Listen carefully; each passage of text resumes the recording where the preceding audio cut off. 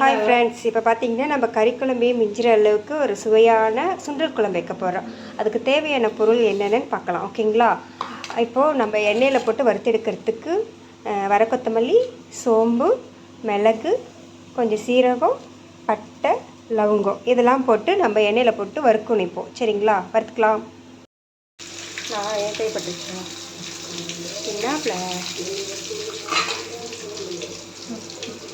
நான் எடுத்து வச்சதெல்லாம் எண்ணெயில் போட்டுட்டு அடுத்தது வெங்காயம் போட்டுக்கலாம்.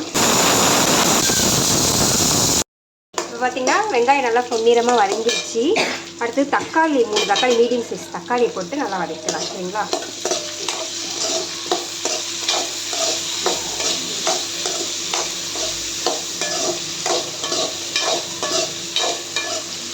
நல்லா வதங்கணும் தக்காளி. தக்காளி வெங்காயம் வதங்கிறதுக்கு லைட்டாக உப்பு போட்டேன், அதை நான் காமிக்கல. அடுத்து பார்த்திங்கன்னா தேங்காய் பல்லுப்பெல்லாம் நறுக்கி வச்சுருக்கேன், அதை போட்டு வதக்கலாம்.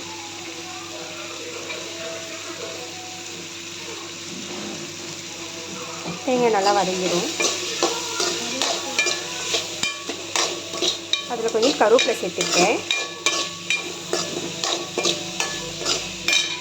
கொஞ்சமாக மஞ்சத்தூள், தேவைக்கேற்ப காரம் சேர்த்துக்கோங்க.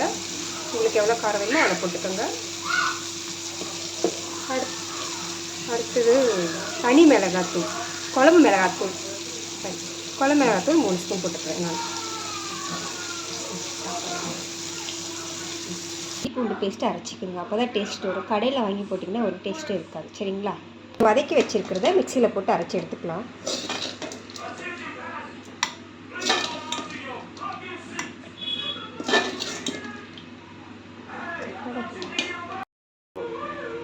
இப்போ குழம்பு தாளிக்க போகிறோம். குக்கரில் எண்ணெய் ஊற்றியாச்சு.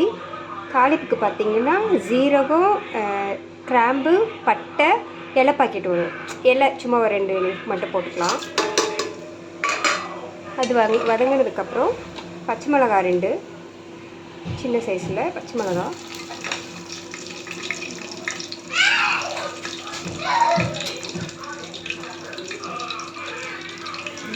அடுத்து பார்த்திங்கன்னா வெங்காயம், பெரிய வெங்காயம் ஒரு வெங்காயம் சின்னதாக நிறைய கட் பண்ணி வச்சுட்டு அதை போட்டுக்கலாம்.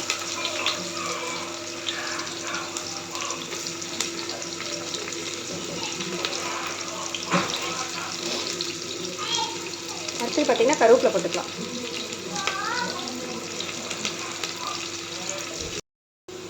பார்த்திங்கன்னா வெங்காயம் வதங்க உப்பு கொஞ்சம் ஆட் பண்ணேன். அடுத்து இஞ்சி பூண்டு விழுது சேர்த்துக்கலாம்.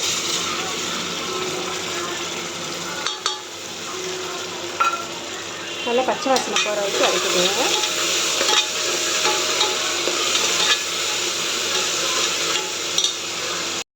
இப்போ பார்த்திங்கன்னா ஊற வச்ச கொண்டைக்கடலை சேர்த்துக்கிட்டேன், அதுவும் நல்லா வதங்கட்டும்.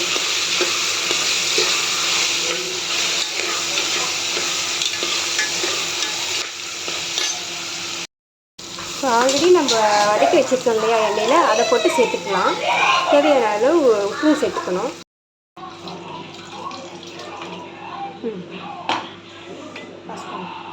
இப்போ தேவையான அளவு உப்பு போட்டுக்கிறேன்.